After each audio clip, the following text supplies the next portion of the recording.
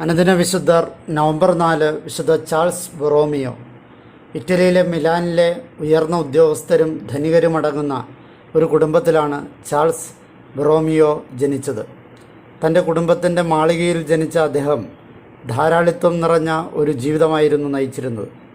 16-ാം നൂറ്റാണ്ടിലെ ധനികരുടെ ജീവിത രീതികൾ പോലെ തന്നെ അദ്ദേഹവും കായിക പ്രകടനങ്ങളും സംഗീതവും കലയും കൂടാതെ രുചികരമായ ഭക്ഷണങ്ങളും ആസ്വദിച്ചുകൊണ്ട് തന്നെയായിരുന്നു ജീവിച്ചിരുന്നത്. പ്രശസ്തമായ മെഡിസി കുടുംബത്തിൽ നിന്നുള്ള അദ്ദേഹത്തിൻ്റെ അമ്മാവൻ അക്കാലത്തെ മാർപ്പാപ്പയായിരുന്നു. ചാൾസിൻ്റെ 23-ാമത്തെ വയസ്സിൽ പാപ്പയായ ഈ അമ്മാവൻ അദ്ദേഹത്തെ ഒരു കർദിനാളായി നിയമിക്കുകയും നിരവധി ഉദ്യോഗ ഭരണത്തിൻ്റെ ചുമതലകൾ നൽകുകയും ചെയ്തു. ഒപ്പം തൻ്റെ ഔദ്യോഗിക നിയമകാര്യ പ്രതിനിധിയായി ഇദ്ദേഹത്തെ ബൊളോണ, സ്വിറ്റ്സർലൻഡിലെ കാൻറ്റോൺസ് എന്നീ സ്ഥലങ്ങളിലേക്ക് അയച്ചു.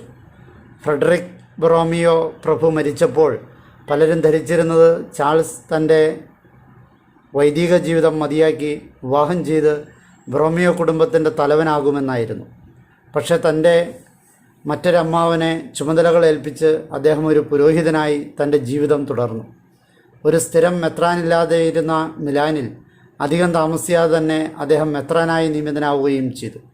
ഒരു സമ്പന്നനായാണ് ജനിച്ചതെങ്കിലും തൻ്റെ ജീവിതത്തിൻ്റെ ഒരു നല്ല ഭാഗം ഇദ്ദേഹം ഞെരുക്കത്തിലും സഹനത്തിലുമാണ് കഴിഞ്ഞിരുന്നത്.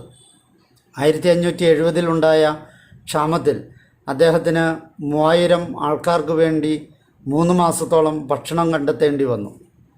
6 വർഷത്തിന് ശേഷം 2 വർഷത്തോളം നീണ്ടുനിന്ന മഹാമാരിയിൽ, പ്ലേഗ് എന്ന മഹാമാരിയായിരുന്നു അന്നുണ്ടായിരുന്നത്, തൻ്റെ ജില്ലയിലെ ആൽപൈൻ പർവ്വത ഗ്രാമങ്ങളിലുള്ള ഏതാണ്ട് 6 ലക്ഷം മുതൽ 7 ലക്ഷത്തോളം വരുന്ന ആൾക്കാർക്ക് ഭക്ഷണവും വേണ്ട ശ്രദ്ധയും നൽകുന്നതിനായി പുരോഹിതരെയും വിശ്വാസപ്രവർത്തകരെയും അൽമായ ആളുകളെയും അദ്ദേഹം നിയോഗിച്ചു. മരിച്ചുകൊണ്ടിരിക്കുന്നവരും രോഗികളുമായ ധാരാളം ആളുകളെ അദ്ദേഹം ശുശ്രൂഷിച്ചു. ഇങ്ങനെ പാവങ്ങളെയും രോഗികളെയും ശുശ്രൂഷിച്ചും സഹായിച്ചും ഇക്കാലയളവിൽ അദ്ദേഹം വൻ കടബാധ്യത വരുത്തിവെച്ചു. സഭാധികാരികളുടെ മുന്നിൽ വേണ്ടത്ര ശ്രദ്ധിക്കപ്പെടുന്നില്ല എന്ന് ചിന്തിച്ച് നീരസം പൂണ്ട ഒരു മതപുരോഹിതൻ അദ്ദേഹത്തെ വധിക്കുവാനുള്ള ശ്രമവും നടത്തി. ചാൾസ് അൾത്താരയ്ക്ക് മുന്നിൽ മുട്ടിന്മേൽ നിന്ന് പ്രാർത്ഥിക്കുന്ന സമയം ഈ പുരോഹിതൻ പുറകിൽ നിന്ന് അദ്ദേഹത്തിന് നേരെ വെടിയുതിർത്തു. ആദ്യം താൻ മരിക്കുകയാണ് എന്നാണ് അദ്ദേഹം കരുതിയത്. പക്ഷേ ആ വെടിയുണ്ടയ്ക്ക് അദ്ദേഹത്തിൻ്റെ മേൽവസ്ത്രത്തെ തുളച്ചു പോകുവാൻ കഴിഞ്ഞില്ല. ഒരു ക്ഷതമേൽപ്പിക്കുവാൻ മാത്രമേ ഇതുകൊണ്ട് കഴിഞ്ഞുള്ളൂ. അദ്ദേഹത്തിൻ്റെ ജീവിതത്തിലൂന്നിയ സ്നേഹവും സ്വയം ത്യജിക്കുവാനുള്ള ആഗ്രഹവും ഇടകലർത്തി ബൊറോമിയോ തൻ്റെ സഭാവിശ്വാസികൾക്ക് ഒരു നവോത്ഥാനം നൽകി. ഒരു സിനഡിൽ വെച്ച് തൻ്റെ മുൻപിലുള്ള മെത്രാന്മാരോട് വിശുദ്ധ ചാൾസ് ബൊറോമിയോ ഇപ്രകാരം പറഞ്ഞു: ദേഷ്യം പൂണ്ട നമ്മുടെ വിധികർത്താവ് നമ്മോട് ചോദിക്കുന്നു, നിങ്ങൾ എൻ്റെ സഭയ്ക്ക് പുതുജീവൻ നൽകുവാൻ വന്നവരാണെങ്കിൽ നിങ്ങൾ എന്തിന് കണ്ണടച്ചു? എൻ്റെ കുഞ്ഞാടുകളുടെ ഇടയനായി ഭവിക്കുകയാണെങ്കിൽ അവരെ എന്തിന് ചിന്നിച്ചിതറുവാൻ അനുവദിച്ചു? ഭൂമിയുടെ ഉപ്പായ നിങ്ങൾക്ക് നിങ്ങളുടെ പുളി നഷ്ടപ്പെട്ടു. ലോകത്തിൻ്റെ പ്രകാശമായ നിങ്ങൾ ഇരുട്ടിലിരിക്കുകയും മരണത്തിൻ്റെ നിഴലിൽ ഒരിക്കലും പ്രകാശമുള്ളവരായി കാണാതിരിക്കുകയും ചെയ്തു. മനുഷ്യരുടെ പ്രീതിക്കായി പ്രവർത്തിക്കുകയല്ലാതെ നിങ്ങളൊന്നും ചെയ്തിട്ടില്ല. അതിനാൽ പ്രേക്ഷിതന്മാരായ നിങ്ങൾ നിങ്ങളുടെ പ്രേക്ഷിത പ്രവർത്തന ദൃഢത പരീക്ഷണത്തിന് വിധേയമാക്കേണ്ടതാണ്. അയൽക്കാരോടും പാവങ്ങളോടുമുള്ള ചാൾസിൻ്റെ സ്നേഹം വലുതായിരുന്നു.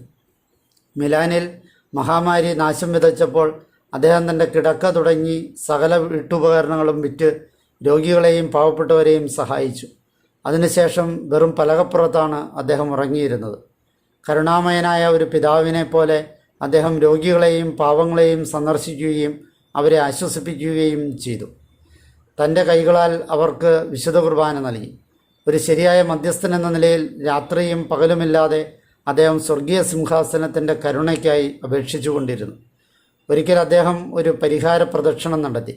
തൻ്റെ കഴുത്തിൽ ഒരു കയർ ചുറ്റി നഗ്നപാതനായി ചോരയൊലിപ്പിച്ചുകൊണ്ട് തോളിലൊരു മരക്കുരിശും ചുമന്നുകൊണ്ട് അദ്ദേഹം നടന്നു. ഇതുവഴി ദൈവത്തിൻ്റെ ശിക്ഷയിൽ നിന്നും രക്ഷപ്പെടുന്നതിനായി തൻ്റെ മക്കൾക്ക് ത്യാഗത്തിൻ്റെ മാതൃക സ്വയം നൽകുകയായിരുന്നു ചാൾസ് ചെയ്തത്.